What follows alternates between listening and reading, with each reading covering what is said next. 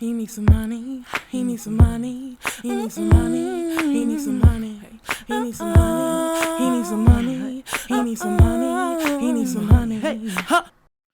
Hi, everyone. I'm Janelle J. Wilson, singer, songwriter, author, and artist. I had the opportunity of attending NAMM in January at the Anaheim Convention Center.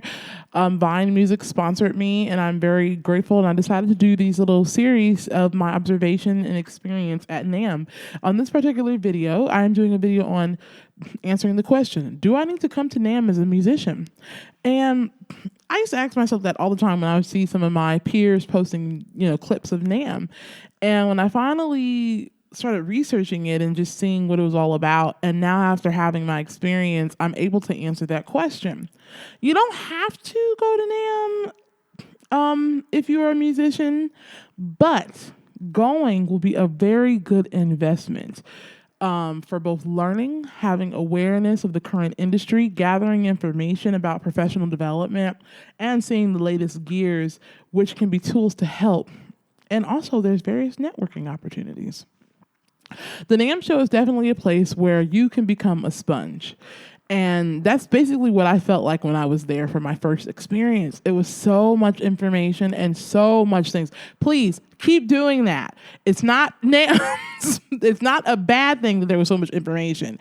I just have to adjust and also prepare for how I go into NAMM so that I can make sure that I get the best experience out of it. So for me, while I was there, I was both excited and overwhelmed at the same time, but I did get a lot of information that I needed that I'm able to now apply and use even now in business. So I'm really grateful for the investment of NAMM. Now, I say investment because for me, I had to travel down. So I did do a GoFundMe for my accommodations and my hotel. And then one of the exhibitors sponsored my artist badge. So I'm very, very grateful for that.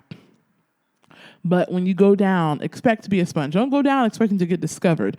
Those days are actually kind of over getting discovered. It's now you kind of do the legwork as an independent artist first, and then once you've shown that you can reach a certain amount of people. At one point, the cutoff was like 5,000, but now that I know people look at YouTube subscribers and just who your audience is, that now determines if you can get that distribution deal or that I say quote unquote record deal because the deals are very different now. It's not the way it used to be. You still could get a bad deal if you're not paying attention though. So make sure you pay attention. Artists, musicians, bands have to be sponsored by an exhibitor in order to go. And I did a video, I believe it was on video 2 or 3, talking about how an artist can get a general attendee badge. There's actually a requirement. You either have to be like a worship leader, someone who works in stage and lighting or production, an educator, a student, music instructor, anyone in those type of fields. And then artists have to be sponsored by an actual exhibitor to attend. And what usually happens is NAMM both has an opportunity where bands at NAMM can perform on the main stages. You have to send your EPK. But then there's also where exhibitors have their own stages set up on the actual floor. And you can do it almost feels like a open mic coffee shop presentation. And sometimes it could be even a grand presentation right there on the floor. And it's really nice. It's amazing. You can be right hands-on with other people. You can introduce your work to new people. And you also get to exhibit like some of the equipment that they have and demonstrate using it while doing your own performance. And actually makes a really cool like little music moment. So definitely do your research and send out inquiry letters. Do your research, do your research, do your research. As a musician, there are various opportunities there for you to perform, but then there's also opportunities for you to learn, refine, grow, research, and gain information. Maybe you'll get there and see an exhibit and you'll say, hey, this gear right here will work great for our setup here. I think me and my musical director need to talk about this and consider making a purchase for something like this because it'll help us in the future. Or just watching other people and their setups and saying, hey, I like what they're doing. Let me go talk with them and seeing what their setup is like. Maybe I can incorporate that and use that to help me in my business of doing my performances, and then also expanding in different products and expanding into different avenues that can help more revenue and more exposure. So that's why I say make the investment and go to NAMM. Even if it's just one time, it will definitely benefit it will benefit you as the artist and as a musician in the long run.